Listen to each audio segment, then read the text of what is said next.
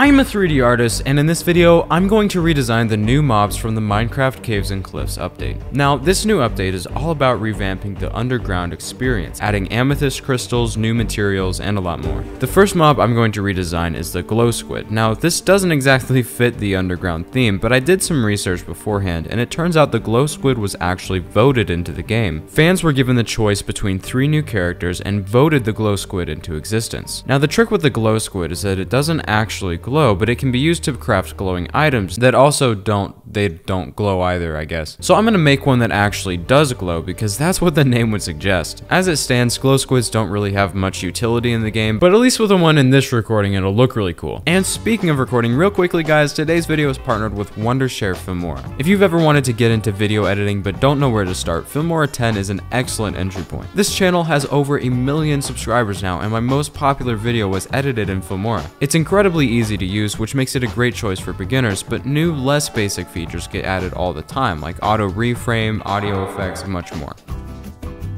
Make sure you organize your footage so that you don't end up with this when you go back to your old projects. Make sure there's no dull moments, try to get rid of those if you can, and then make sure to make one Among Us reference per video. That's always a good practice. Editing in Filmora 10 is really easy. In fact, most actions are just a drag and drop. If you or someone you know wants to get into video editing, you can try Filmora 10 for free with a watermark using the link in the description below. And if you've really got some time, you can submit your own video creation to #CreateWithFilmora for a chance to get a free year-long subscription. Definitely go check that out, but now let's get back to making Minecraft mobs. If you remember my last video, we looked at how deep sea creatures can be adapted into Minecraft form, and for this design, I'm going to use a similar tactic. The creature I'll be referencing this time is the giant squid, a massive creature found in the deep ocean that can be 40 feet long. I pulled up a solid reference image to use and started blocking out the shape. The giant squid has 2 tentacles and 8 arms, which will be distributed evenly below the head. Each arm will have 2 segments and each tentacle will have 3. Each segment is slightly thinner than the previous ones for added realism. After linking up the joins, I added in some 2D elements for the fins. Lots of Minecraft models have this sort of 2D structure, and it makes sense in this context. After matching up faces to individual pixels, I was finally able to start texturing. I looked at a couple of things for color referencing, but that's when I found out that the glow squid is a real creature. That's right, a real animal you can find in the world. It's called the firefly squid, and they can be found in large groups off the coast of Japan because,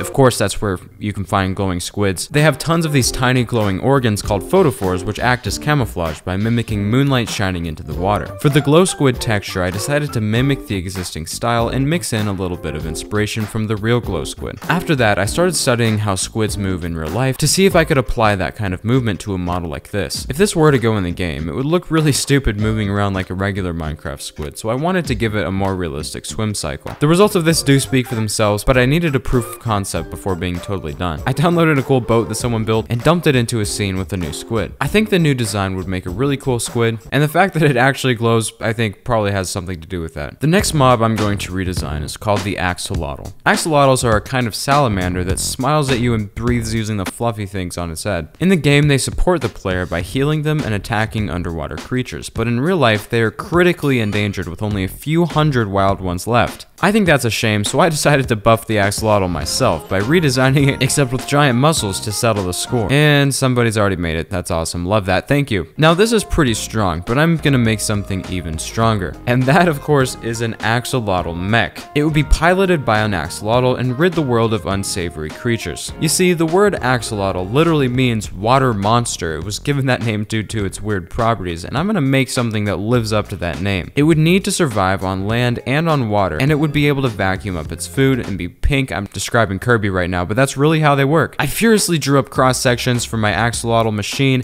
and started turning it into 3D shapes. The mouth would open up to store an axolotl that would pilot it. These arms could act as propellers as well as claws, but as it stands, this might not be able to take on its mortal enemy. That's why I put a railgun hidden inside the back of it. Oh no, now I have to texture all this. Okay, so I'm gonna give myself a maximum of 3 hours for the texturing here so I don't do another all-nighter. It's gonna be close, but let's just see how cool I can make it in that amount of time. I started laying out the faces pixel by pixel, gave everything a pink base color, and started making the sci-fi features on the front. I imagine in real life this would be some kind of anodized brushed metal or something.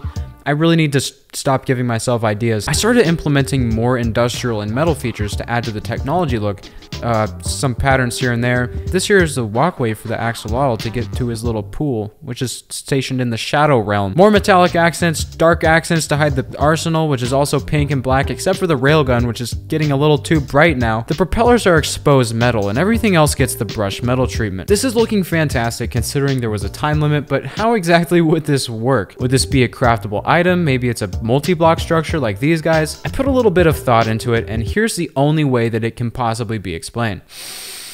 When an iron golem gets outside and starts raining, it causes corrosion, which changes the color of the iron, which causes the flare to realize chemical processes of electroionization, which begin with the rock Gatorade. And that's how it would work. I'm done talking. This is the Axolotl mech.